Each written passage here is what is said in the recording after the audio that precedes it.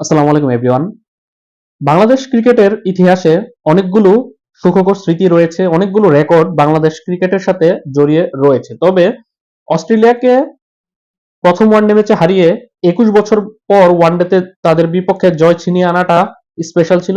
এখন আরো বেশি স্পেশাল হয়েছে আজ অস্ট্রেলিয়াকে ৫ উইকেটের ব্যবধানে হারিয়ে প্রথমবারের মতো অস্ট্রেলিয়াকে ওয়ানডেতে সিরিজ হারানোর। আমরা অস্ট্রেলিয়াকে ইতিপূর্বে সিরিজ হারিয়েছি ২০২১ সালে ঘরের মাঠে টি-টোয়েন্টিতে ৪-১, তবে ওয়ানডেতে কখনো আমরা সিরিজ হারাতে পারিনি। কারণ হারাবোই বা কিভাবে? আমরা প্রথম ওয়ানডে জিতেছি তাদের সাথে ২০০৫ সালে, তারপর ২১ বছর পর গত ৯ তারিখ আমরা দ্বিতীয়বারের মতো ওয়ানডে জিতেছি। কিন্তু তৃতীয় জয়টি পেতে আমাদের বেশি দিন অপেক্ষা করতে হয়নি, মাত্র মাঝে একদিনের বিরতি, তারপরে আমরা কিন্তু অস্ট্রেলিয়াকে হারিয়েছি। অর্থাৎ ব্যাক টু ব্যাক আমরা ২টা ওয়ানডে জয় পেয়েছি। এখন আমাদের সামনে লক্ষ্য হচ্ছে তাদেরকে হোয়াইট ওয়াশ করা, যেটা সম্ভব হবে যদি আগামী ১৪ জুন সকাল ১১টায় যে তৃতীয় ওয়ানডে ম্যাচে দুই দল মুখোমুখি হবে, সেই ম্যাচে যদি বাংলাদেশ অস্ট্রেলিয়াকে হারাতে পারে তাহলে বাংলাদেশ তাদেরকে হোয়াইট ওয়াশ করতে পারবে। এখন হোয়াইট ওয়াশ তো পরের বিষয়, আমরা আগে সেলিব্রেট করবো। এখন ২-০ যে বাংলাদেশ সিরিজটা ছিনিয়ে নিয়েছে তাদের কাছ থেকে, এবং মিরপুরের যেরকম তথাকথিত স্পিন পিচ সেরকম নয়, ভালো একটা স্পোর্টিং পিচে কিন্তু তাদেরকে আমরা হারাতে পেরেছি। গত ম্যাচে আমরা তাদেরকে যেভাবে চেপে ধরেছিলাম, হয়তো আমরা দ্বিতীয় ওয়ানডে ম্যাচে ওইভাবে পারিনি, তবে শেষ পর্যন্ত কিন্তু শেষ হাসিটা কিন্তু বাংলাদেশেরই হয়েছে।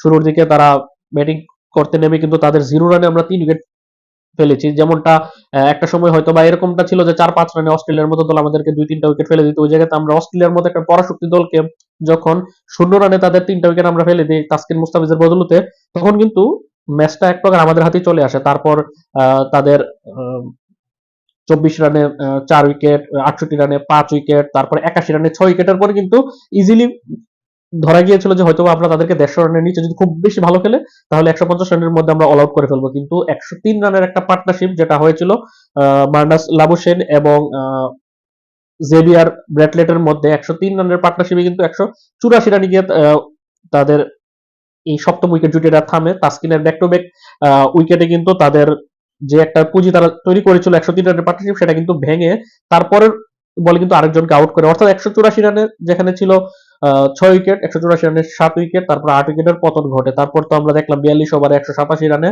পর ৮ উইকেট ১৮৭ রানের পর অস্ট্রেলিয়ার ইনিংসটা থেমে যায় বৃষ্টির কারণে। তারপর তো ২ ঘন্টা উপরে বৃষ্টি হওয়ার কারণে পরবর্তীতে ওভার কাট আউট হয়। কাট আউটের পরে কিন্তু বাংলাদেশের সামনে টার্গেট দাঁড়ায় ৪১ ওভারে ১৯২ রান।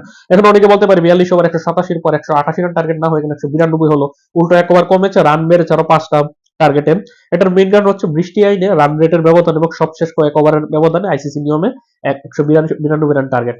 এবং বাংলাদেশের জন্য কিন্তু শুরুর দিকে বাংলাদেশের উইকেট পড়ে যায়, কিন্তু বাংলাদেশও কিন্তু ব্যাকফুটে চলে যায়। কিন্তু তারপরও শান্ত এবং সৌম্যর যে পার্টনারশিপটা ছিল, সেই পার্টনারশিপের বদলতে কিন্তু বাংলাদেশ একটা ভালো একটা কামব্যাক দেয়। তারপর তো আমরা আস্তে আস্তে দেখি, যদিও নিয়মিত ইন্টারভালে বাংলাদেশ উইকেট পড়তে থাকে, কিন্তু শেষ পর্যন্ত এসে তাহিদ হৃদয়ের ৫৫ বলে অপরাজিত ৪০ এবং মেহেদী হাসান মিরাজ অধিনায়ক মিরাজের অপরাজিত ২২ বলে ২২ রানের কারণে আমরা কিন্তু ম্যাচটা জয়লাভ করতে পেরেছি ৫ উইকেটে, এবং ৭ ওভার বাকি হাতে রেখে ৩৫ ওভার আমরা ১৯৫ রান করেছি ৫ উইকেট হারিয়ে।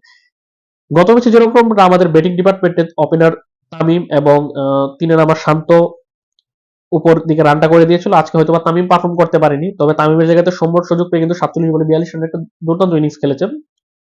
ভালো ইনিংস খেলেছে, দুর্দান্ত না বলতে পারি আমরা, কিন্তু শান্ত কিন্তু টানা ২টা ম্যাচই ভালো করেছে। যদিও এই ম্যাচে সে 50 জায়গাটা সে পায়নি, ৫৩ বলে ৪১ রানও কিন্তু খুব ইম্পর্টেন্ট ছিল।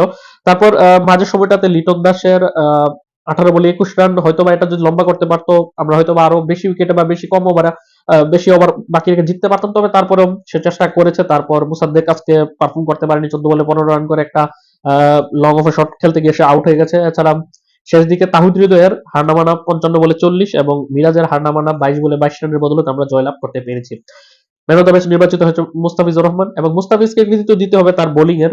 আজকে নাহিদ রানা ভালো করতে পারেনি, ৯ ওভারে ৪৫ রান দিয়ে কোনো উইকেট শিকার করতে না পারলেও কিন্তু আজকে রানার কাজটা কিন্তু হাতে নিয়েছে তাসকিন আহমেদ। তাসকিন ৮ ওভারে ৩৩ রান দিয়ে ৩টা উইকেট শিকার করেছে, অন্যদিকে মুস্তাফিজ ৭ ওভারে ২৭ রান দিয়ে ৩টা উইকেট শিকার করেছে। আগের ম্যাচে আমরা যেরকম দেখেছি তাসকিনের ১ উইকেট, মুস্তাফিজের ২ উইকেট, ৩ উইকেট ছিল, এবং পেসার নাহিদ রানা একা নিয়ে চলে ৪টা।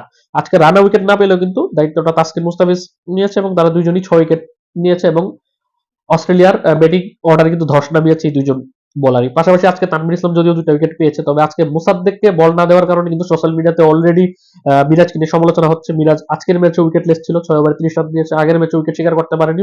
এখন মিরাজের এই যে বোলিং এর যে অধপতনটা, সেটা আসলে খুবই এখন কনসার্নের বিষয় হয়ে দাঁড়িয়েছে। এখন দেখার বিষয় পরবর্তী ম্যাচে মিরাজ তার বোলিং এ কি বৈচিত্র্য আনে।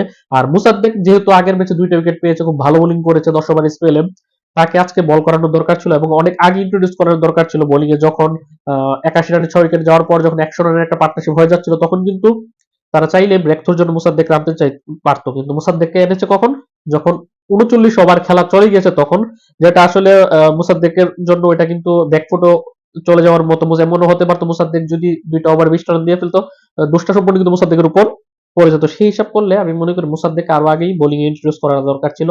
এটা মিরাজের বিশাল বড় ভুল ছিল। এখন অনেকে সোশ্যাল মিডিয়াতে ইচ্ছাকৃত ভুল বলছে, তবে আমরা যেহেতু ভেতরের খবর জানি না, তাই সেটাকে নিয়ে মন্তব্য না করাই বেটার। তবে দিন শেষে কথা হচ্ছে 5 উইকেটে তাদেরকে আমরা হারিয়েছি, ভালো বড় ব্যবধানে হারিয়েছি। এর আগের ম্যাচে 86 রানে হারিয়েছি এবং 2টা ম্যাচে কিন্তু আমরা খুব ভালো খেলে কিন্তু তাদেরকে হারিয়েছি এবং আমরা পারফরমেন্সের বলে এবং একটা স্পোর্টিং পিচে খেলি কিন্তু তাদেরকে আমরা ওয়ানডেতে সিরিজটা হারিয়েছি। এখন আমাদের পালা তাদেরকে হোয়াইট ওয়াশ করা, যেটা সম্ভব হবে যদি 14 জুনের ম্যাচে যদি বাংলাদেশ এই 2 ম্যাচে যে ধরনের পারফরমেন্স করেছে সেটার ধারা যদি অব্যাহত রাখে, তাহলে আমরা অবশ্যই এই সিরিজ তাদের হোয়াইট ওয়াশ করতে পারবো। সিরিজ তো আমরা জিতেই গিয়েছি। পাশাপাশি বাংলাদেশ ওয়ানডে দলে অধিনায়ক মিরাজ হাসান মিরাজের পারফরমেন্স ভালো না হলেও তার নেতৃত্বে কিন্তু বাংলাদেশ টানা 4টা সিরিজ জয়লাভ করেছে বড় বড় দলের বিপক্ষে। এখন তো একটা ম্যাচ বাকি রয়েছে অস্ট্রেলিয়ার সাথে, 2-0 জিতে। যদিও মিরাজের একার কৃতিত্ব না, অধিনায়ক মিরাজের কৃতিত্ব থাকতে পারে, তবে প্লেয়ার মিরাজের তো কৃতিত্ব খুবই কম। আর যদি দলীয় কৃতিত্বের কথা বলি, এর মধ্যে বাংলাদেশ এখানে অস্ট্রেলিয়াকে 2-0 হারিয়েছে, এপ্রিলে নিউজিল্যান্ডকে হারিয়েছে 2-1, তার আগে পাকিস্তানকে মার্চে 2-1 হারিয়েছে, তার আগে অক্টোবরে হারিয়েছে ওয়েস্ট ইন্ডিজকে 2-1। এই 4টা বড় বড় দলের বিপক্ষে টানা 4টা সিরিজ জয় ওয়ানডেতে, এটার পেছনে আসলে ব্যাকগ্রাউন্ড হিসেবে কাজ করছিল গত অক্টোবরে আফগানিস্তানের বিপক্ষে কিন্তু বাংলাদেশ 3টা ওয়ানডে ম্যাচ খেলেছিল আরব আমিরাতে। সেখানে 3টাতে 3টা হারে কিন্তু বাংলাদেশ হোয়াইট ওয়াশ করেছিল। তারপরই বাংলাদেশ এই কামব্যাক করেছে, টানা 4টা সিরিজ জয়লাভ করেছে। হেরেছিল আফগানিস্তানের সাথে, একটা ছোট দলের সাথে, কিন্তু জিতেছে কিন্তু টানা 4টা বড় দলের সাথে। এটাই প্রমাণ করে বাংলাদেশ আসলে হার থেকে কিভাবে জয়ে রূপান্তরিত করতে হয় সেটা শিক্ষা পেয়ে গেছে এবং বাংলাদেশ দল কিন্তু এখন ওয়ানডে ফরম্যাটে ঊর্ধ্বমুখী পারফরমেন্স করছে, যেটা খুবই ভালো। সামনে 2027 বিশ্বকাপটা সাউথ আফ্রিকাতে হতে যাচ্ছে এবং ভালো উইকেটে হতে যাচ্ছে। তার আগে বাংলাদেশের এরকম ব্যাক টু ব্যাক 4টা সিরিজ জয় এবং বড় দলের বিপক্ষে West Indies, Pakistan, New Zealand, Australia, মানে ধাপটা যদি আপনারা খেয়াল করুন, ওয়েস্ট ইন্ডিজকে আপনি হয়তো বা ছোট দল ধরতে পারেনি বাকি দলগুলোর তুলনায়, ওয়েস্ট ইন্ডিজকে হারিয়েছে 2-1। তারপর তাদের চেয়ে একটু শক্তিশালী দল পাকিস্তানকে 2-1 হারিয়েছে, তাদের চেয়ে শক্তিশালী দল নিউজিল্যান্ডকে 2-1 হারিয়েছে, এখন তো সবচেয়ে শক্তিশালী দল অস্ট্রেলিয়াকে হারিয়েছে।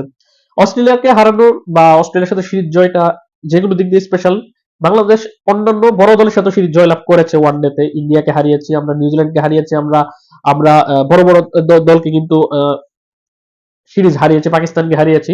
তবে অস্ট্রেলিয়ার সাথে সিরিজ জয়টা বেশি ইম্পর্টেন্ট যে কোনো সিরিজ জয়ের থেকে। সেটার পেছনে কারণ হচ্ছে অস্ট্রেলিয়া একটা ক্রিকেটের পরাশক্তি দল। ক্রিকেটে যদি বড় দলের নাম বলা হয়, হয়তোবা বিভিন্ন সময়কালীন সময়ে একটা দল এগিয়ে থাকে, কখনো ইন্ডিয়া এগিয়ে থাকে, কখনো নিউজিল্যান্ড, কখনো ইংল্যান্ড, কখনো অস্ট্রেলিয়া, এরকম এগিয়ে থাকে। তবে যদি ওভারঅল পুরো ক্রিকেট ইতিহাসের আমরা যদি চ্যাপ্টারটা যদি আমরা একের পর এক পাল্টাতে থাকি, তাহলে দেখা যাবে যে কনসিস্টেন্স বেসিসে সবসময় বড় দল হিসেবে খেলে গিয়েছে টিম অস্ট্রেলিয়া এবং সেই অস্ট্রেলিয়াকে যখন আমরা 2-0 অলরেডি সিরিজ হারিয়ে ফেলবো, সেটা আসলে যে কোনো দলকে সিরিজ হারানোর চেয়ে অবশ্যই অবশ্যই সবচেয়ে বেশি আহ, গুরুত্বপূর্ণ এবং সবচেয়ে বেশি খুশির বিষয় এবং সবচেয়ে বেশি আনন্দের।